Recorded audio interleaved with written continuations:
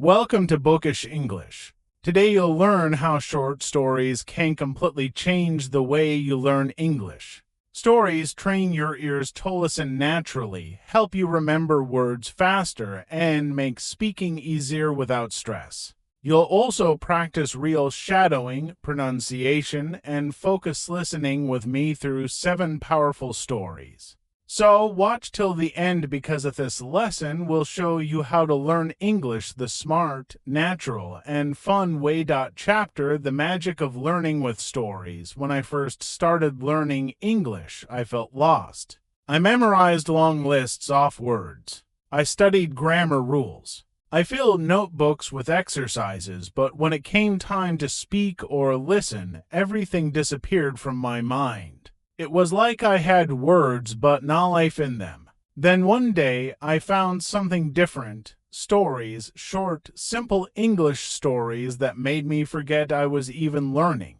I started to feel English, not just read it. Stories have a secret power. They don't just teach you words. They make you see them, feel them, remember them. When you listen to a story, your brain connects words with emotions, pictures, and ideas. That's why children learn so fast, because they learn from stories, not from grammar books. When you learn through stories, English becomes natural. You don't force it, you live it. Every story is a small world. There are characters, feelings, and lessons. When you hear the words again and again in context, your brain starts building connections. Suddenly, you understand with it translating. You start speaking with flow because you've heard the rhythm of real sentences, the best part. You don't even realize how much you're learning. When I tell my students to use short stories, I ask them to do 3 simple things. Listen carefully, repeat the sentences aloud, and imagine the meaning. It doesn't matter if you make mistakes. It doesn't matter if you'll forget a few words. What matters is that you stay connected to the story. That show real learning happens with focus, curiosity, and feeling. Let me give you an example. If you hear the boy was tired but he didn't give up, your brain isn't just hearing English. It's feeling determination. If you say it again aloud, he didn't give up. You're teaching your mouth, your voice, and your confidence to work together. That's the magic of repetition inside a story. It's not boring. It's alive. Now, when you listen to stories in English, I want you to do something simple but powerful. When you hear a short sentence, say it again softly. Match the rhythm. Feel the sound? That's called shadowing. It's how great speakers train their ears and tongues. Do it with emotion as if you are the character. If you hear, I am brave, say it proudly. If you hear, I am tired, say it slowly. The more real you make it, the more fluent you become. You don't need long novels or complicated stories. Start small, short moral tales, classic children's fables, even modern mintaries written in simple English. They are gold for beginners. Each story teaches you structure, pronunciation, and emotion all at once. So from today, promise yourself this. You won't just study English. You'll experience it. You'll live each story like it's happening to you. You listen deeply, repeat with meaning, and let English grow inside you naturally, because every story is a teacher. Every character is your friend. And every sentence you repeat is one step closer to fluency. Chapter The Honest Woodcutter. It was a quiet afternoon near a deep forest. A man was working hard cutting wood beside a river. He was poor but content, earning just enough to feed his family. His hands were rough, his clothes very old, but his heart was pure. As he swung his axe again and again, sweat ran down his face. Then suddenly the axe slipped from his hand and fell into the river. He looked down in shock. The river was deep and fast. His only tool, the one thing he needed to survive, was gone. For a moment, he stood still. His heart sunk. Without that axe, he couldn't earn money. He couldn't cut wood. He couldn't bring food home. He sat on a rock and whispered, "What will I do now?" But instead of complaining, he simply looked at the water with sadness. Then something strange happened. The surface of the river began to shine. A bright light appeared, and from it came an angel holding a golden axe. The angel spoke kindly. "Is this your axe?" The man shook his head and said, "No, that is not mine. My axe was old and made of iron." The angel disappeared again and returned with a shining silver axe. "Is this one yours?" The man smiled sadly. "No, this is not mine either. Mine was just a simple one." The angel looked at him for a moment and smiled. She went back into the water and came up again, this time holding the man's old iron axe. "Is this your axe?" The man's face lit up. "Yes, that's mine." "Thank you." The angel looked at him with admiration. "You are an honest man," she said. "You could have taken the golden or silver one, but you chose truth. Take all three. You deserve them." The man could hardly believe it. He bowed his head with gratitude and took the axes. When he returned to his village, people were amazed. They asked how he got the golden axe. He told the truth about what had happened. Some greedy men heard his story and decided to copy him. One of them went to the same river, threw his axe into the water on purpose, and waited till the angel appeared again with a golden axe and asked, "Is this your axe?"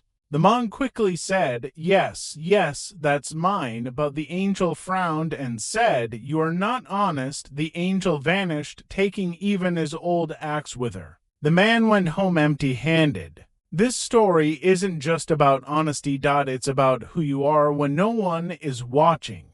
Every time you speak truthfully in English, even when it's hard, you're training not just your language, but your character. Say the sentence aloud. "I'm honest." Feel how clear it sounds. Say it again. "I speak with truth." When you practice these sentences, don't just repeat words, live with them. That's the beauty of stories. They don't just teach you grammar. They remind you what kind of person you want to be. Honesty builds trust, and trust builds confidence. When you speak English with truth, you sound real, strong, and human. So today, learn this small story deeply. Repeat the key words: honest, river, axe, truth, reward.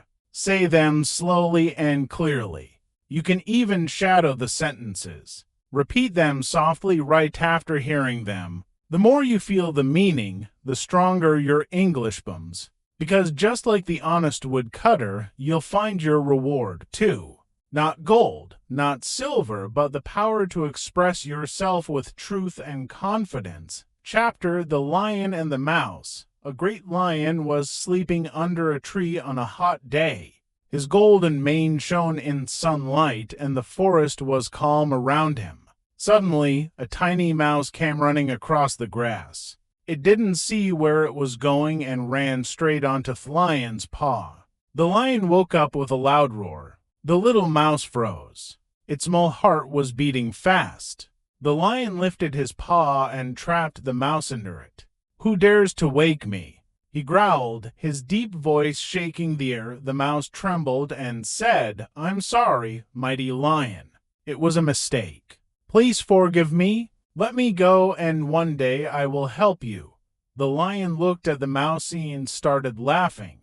"You help me? You are too small to help a lion." The mouse looked up and said softly, "Maybe one day I can." The lion stared for a moment. His anger melted into amusement. He lifted his paw and let the mouse run away. Days passed.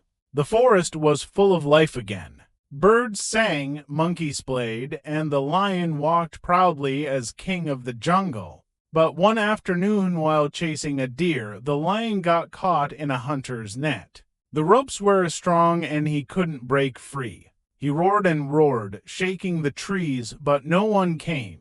Hours passed and his strength began to fade. Just then, he heard a small voice nearby. "Don't worry, my friend. I will help you." It was the mouse. The mouse climbed onto the net and began biting the ropes one by one.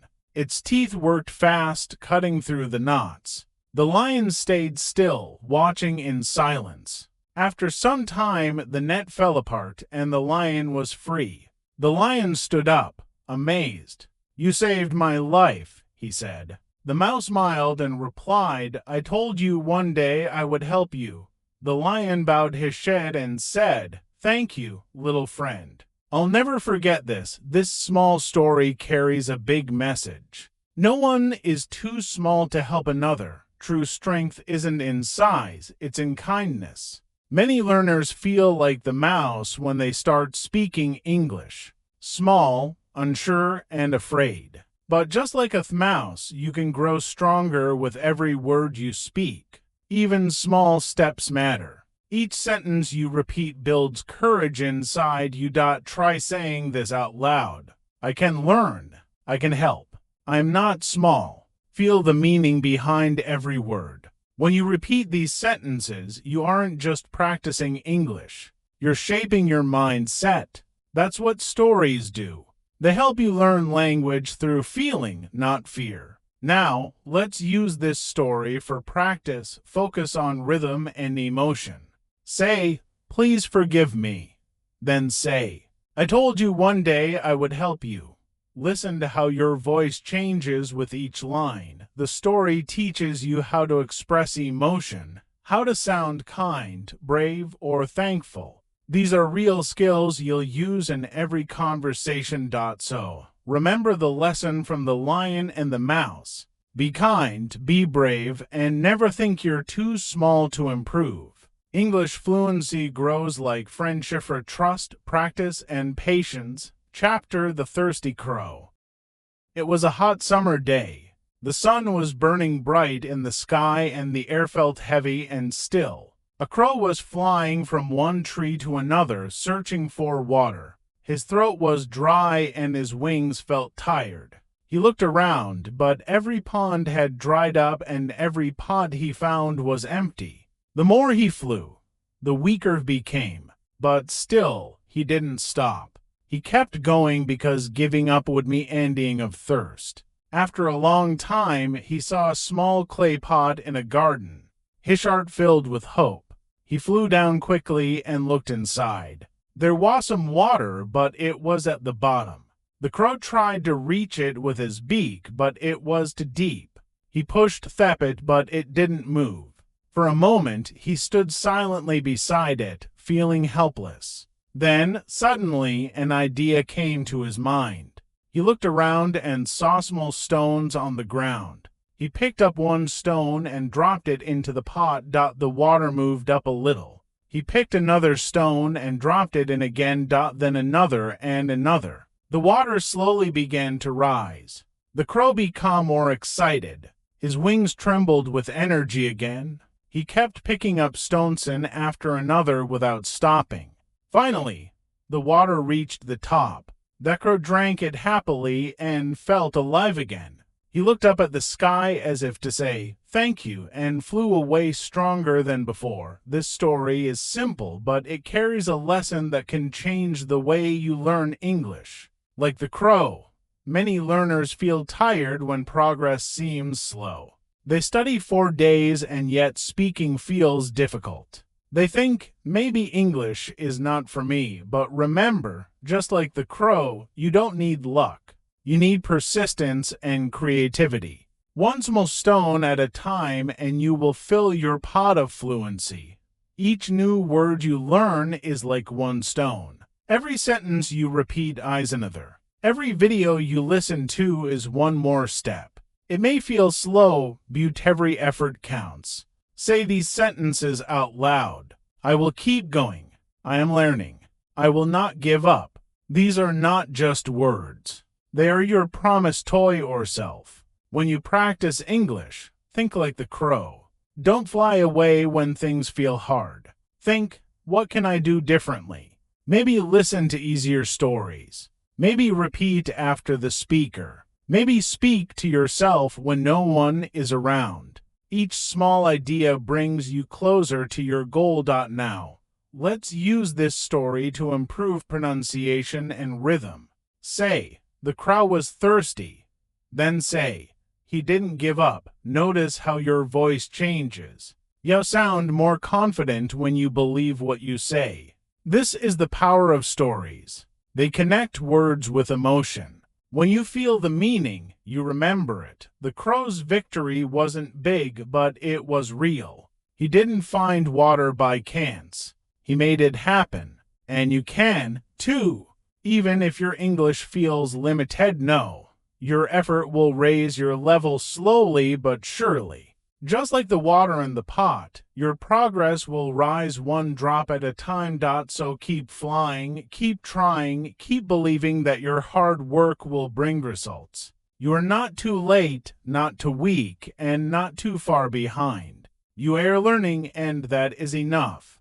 Chapter: The Boy Who Cried. There once was a young shepherd who looked after a flock of sheep on a small hill near his village. Every morning he took the sheep out to the green fields, and every evening he brought them back home. It was a quiet and simple life, but to the boy it felt boring. He wanted something exciting to happen, something that would make the villagers notice him. One afternoon, while sitting alone and watching the sheep eat grass, a mischievous thought came into his mind. He stood up, ran toward the village, and shouted loudly, "Wolf! A wolf is attacking my sheep. Help me." The villagers dropped what they were doing and ran up the hill with sticks and tools to save the flock. But when they arrived, there was no wolf. The boy lied and said, "I was only joking a lot." The villagers were not pleased. They shook their heads and went back home, warning him not to play with such serious things. The next day, the boy felt the same boredom again. He looked around, smiled to himself, and repeated the trick. He shouted even louder this time, "Wolf, please help. The wolf is here, Allah." The villagers once again came running.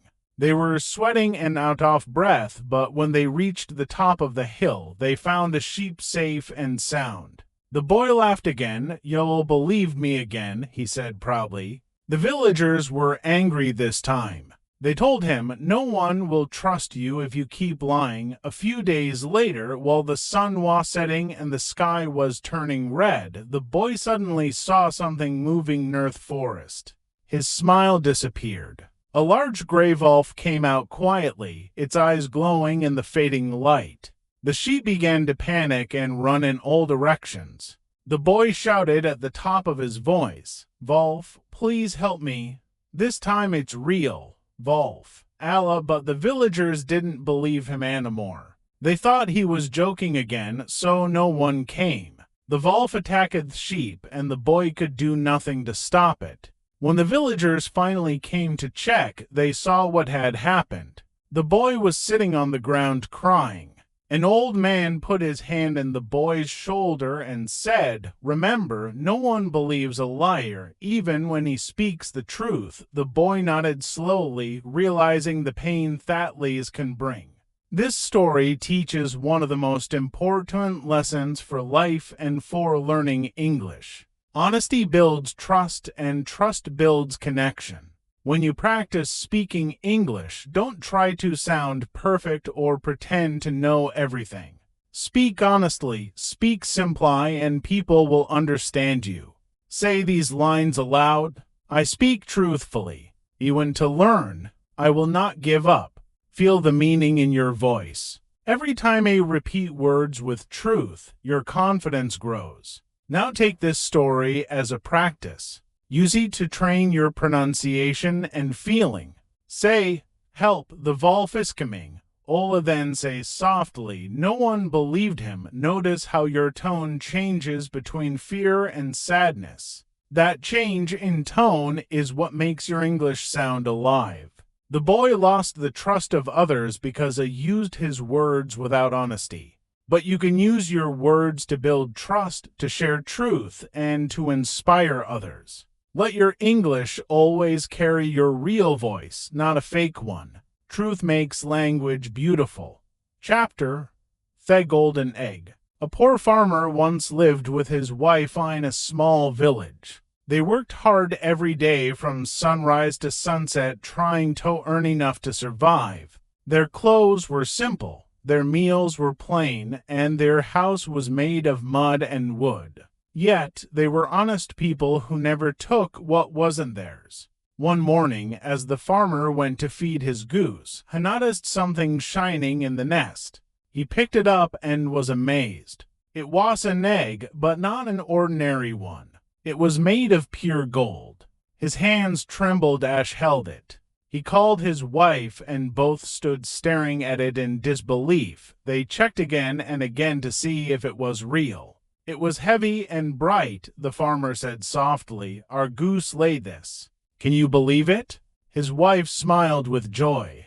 We are rich, she said. They took the egg to the market, sold it, and earned a large sum of money. That night, they thanked the goose again and again. The next morning, something real happened again. There was another golden egg in the nest. The farmer's heart filled with happiness. Every day after that, the goose laid one golden egg. Slowly, their life began to change. They bought better clothes, repaired their home, and had food on the table every night. The neighbors were surprised at their sudden fortune. Some even became jealous, whispering among themselves, wondering how the poor couple had become rich so quickly. But with time, greed started growing in the farmer's heart. He began to think, why wait for one egg every day? If the goose can give golden eggs, then surely there are many more inside her. His wife tried to calm him, saying, be patient. The goose has changed our life already, but he couldn't stop thinking about the gold inside. One day, he made a decision. He took a knife and, with shaking hands, he killed the goose. When he cut it open, his face turned pale. There was nothing inside. No gold, no eggs, just silence. He stood still, realizing his terrible mistake. His wife cried, you have killed our luck. You have destroyed our future. The farmer dropped to his knees, full of regret. They had lost everything because he couldn't wait. The days passed, and soon they were poor again. The house became quiet, and the once happy couple returned to the hard life they once had. This story gives a simple but powerful message. Good things take time. Many learners want quick results. They want to speak fluently after 1 week or sound perfect after 1 month. But just like the goose, progress grows slowly, one golden word at a time, one golden sentence each day. You cannot rush learning. Patience gives you real fluency. Say these sentences out loud. I will learn step by step. I am patient. My progress is real. Feel the meaning of each word. Every time you repeat a sentence, it's like receiving another golden egg. The more you practice with calmness and belief, the more your English will shine. So remember this lesson. Don't rush, don't compare. Your growth is already happening quietly, word by word. Like a farmer, you have a goose inside you. Your mind, your focus, your effort. Take care of it. Feed it daily with practice, and it will reward you with confidence and fluency. Chapter The Secret of Stories. There is something special about stories that no textbook or grammar rule can ever give you. A story stays in your heart. You may forget a rule, but you never forget how a story made you feel. You remember the sound of words, the tone of voices, and the emotions behind them. That is the real secret of learning English through stories. Every story you listen to teaches more than vocabulary. It teaches you how to think, feel, and express yourself in English. Think about all the stories you've heard so far. The honest woodcutter taught truth. The lion and the mouse showed kindness. The thirsty crow reminded you to stay clever. The boy who cried wolf warned about trust, and the golden egg whispered patience. Each one was short, simple, but full of life lessons. Every time you listened, repeated, and imagined, your brain started connecting emotions with words. That is how natural language grows inside you. When you learn through stories, you don't just study, you live the words. You remember honest not as a word, but as the feeling of being truthful. You understand help not from a dictionary, but from the mouse saving the lion. These connections make English stick in your memory longer and make you speak with meaning instead of memorizing. Now think of yourself as a character inside these stories. You are the learner who started small like the mouse. You are the crow who didn't give up. You are the farmer who learned patience. You are becoming fluent one sentence at a time. That is why stories work. They put you inside English. To make this powerful, you must practice with intention.